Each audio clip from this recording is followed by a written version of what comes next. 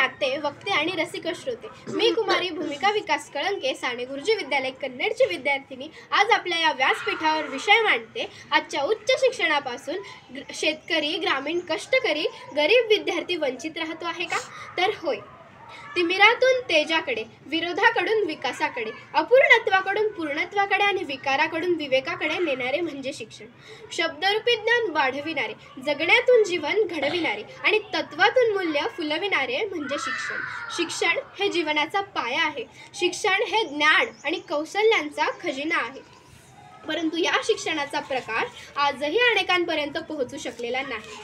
आज शेतकरी, कष्टकरी, ग्रामीण भागातील विद्यार्थी हे शिक्षणाच्या दारातून वंचित राहिलेले आहे आणि याचे कारण म्हणजे गरिबी, सामाजिक भेदभाव, दुर्गम भाग यामुळे त्यांचे शिक्षण हे अधुरे राहिलेले आहे. आणि याविषयी म्हणावेसे वाटते, शिक्षणाचा प्रकाश सर्वांपर्यंत पोहोचवावा, शिक्षणाचा प्रकाश सर्वांपर्यंत पोहोचवावा, गरीब विद्यार्थ्यांच्या भविष्याचा दीप लावावा, सामाजिक भेदभाव मिटवावा, शिक्षणाचा दरवाजा उघडावा, शिक्षणाचा दरवाजा उघडावा.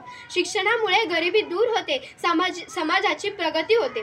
शिक्षण हीच खरी यशाची गुरुकिल्ली आहे आणि ती प्रत्येकाला मिळायलाच हवी. शिक्षण हा प्रत्येकाचा मूलभूत हक्क आहे आणि तो प्रत्येकाला मिळायलाच हवा. पण या शिक्षणापासून वंचित राहण्यामागची नेमकी कारणे काय आहेत याचा विचार आपण कधी केला आहे का हो?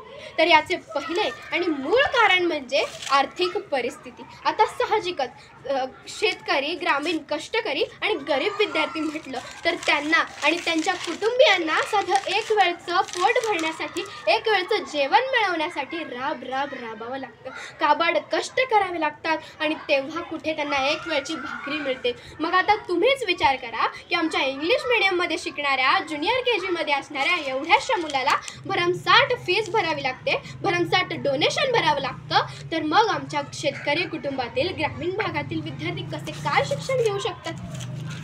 बरोबर आहे ना? आणि आज तर परिस्थिती ही निर्माण झाली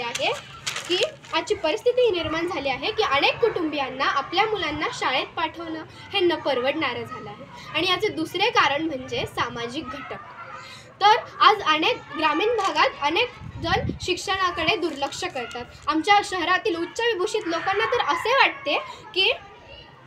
वाटते की ग्रामीण भागातील लोक म्हणजे धड येडे न धड शहाणे, त्यांना काय समजतं. परंतु असं नाही. आणि असं म्हणणाऱ्यांनो, माझा प्रश्न आहे तुम्हाला की तुम्ही खातात ते अन्न, तुम्ही वापरतात ते वस्त्र आणि तुमच्या दैनंदिन जीवनात लागणाऱ्या अनेक वस्तू या येतात तरी कुठून? ग्रामीण भागातूनच ना. मग तुम्ही असं कसं काय म्हणू शकता? आणि यावर मला म्हणावेसे वाटते, शिक्षणाचा दीप झगमगावा, शिक्षणाचा दीप झगमगावा, शेतकरी विद्यार्थ्यांचा उज्ज्वल भविष्य घडवावा, ग्रामीण भागाचा विकास शिक्षणानेच करावा. भारताचे मिसाईल मॅन, माजी राष्ट्रपती डॉक्टर APJ अब्दुल कलाम यांनी असे म्हटले होते की भारत हा एक प्रमुख विकसनशील देश आहे आणि तो येत्या 20 वर्षात महासत्ता नक्कीच बनेल. हो, हे नक्कीच घडू शकेल. त्यांचे स्वप्न हे नक्कीच पूर्ण होऊ शकेल. पण जर शेतकरी, ग्रामीण कष्टकरी, गरीब विद्यार्थ्यांना जर उच्च शिक्षण मिळाले ना, तर त्यांचे हे स्वप्न हे लवकरात लवकर नक्कीच पूर्ण होणार, ही माझी खात्री आहे. लवकरात लवकर नक्कीच पूर्ण होणार. पण आजच्या भारताच्या उच्च शिक्षणाची परिस्थिती अशी निर्माण झाली आहे गरीब विद्यार्थ्यांसाठी. पानवठे सुकले सारे, सुनी झाली पाऊलं वाट, पानवठे सुकले सारे, सुनी झाली पाऊलं वाट, गाई गोठे सपाट झाल्या राशी, कत्तल खाण्यात रंगून गेल्या चिपाट दुभत्या म्हशी, कुणाचा जीव घुटमळतोय तर कुणाच्या गळ्यात फाशी, आणि हे समद घडतंय या देशी, येथे मथुरा काशी. आज आपल्या भारताविषयी म्हणावेसे वाटते, श्रमातून पिकलेली शेती पहा डोलती धुंद, श्रमातून पिकलेली शेती पहा डोलती धुंद, घामाच्या थेंबातून सांडे हृदयातील आनंद. जय हरित क्रांतीच्या देशा, जय विश्वशांतीच्या देशा, तू नव्या जगाची आशा, जय जय हे भारत देशा, जय जय हे भारत देशा. या ओळीतून आपल्याला हेच समजते की आपला भारत देश हा एक कृषीप्रधान देश आहे. मग साहजिकच या कृषीप्रधान देशात शेतकरी, कामकरी, कष्टकरी, गरीब मजुरांची संख्या ही सर्वाधिक आहे. तर मग मला असे वाटते की या गटाला जर उच्च शिक्षण मिळाले नाही तर देशाची प्रगती ही कशी काय होणार बरं? देशाची प्रगती ही कशी काय होणार बरं? आज भारतात प्राथमिक शिक्षण हे जरी सक्तीचे आणि मोफत असले तरी भारताचा उच्च शिक्षणाचा दर्जा हा जगाच्या तुलनेत अत्यंत खालावलेला आहे. तर माझा असा प्रश्न आहे की शिक्षणाचा हक्क सर्वांना समान का नाही? आज आमचे श्रीमंत पालक मुलांना दहावीनंतर पुणे, मुंबई, लातूर, नांदेड तसेच परराज्यात पाठवतात, महागडी फीस भरतात.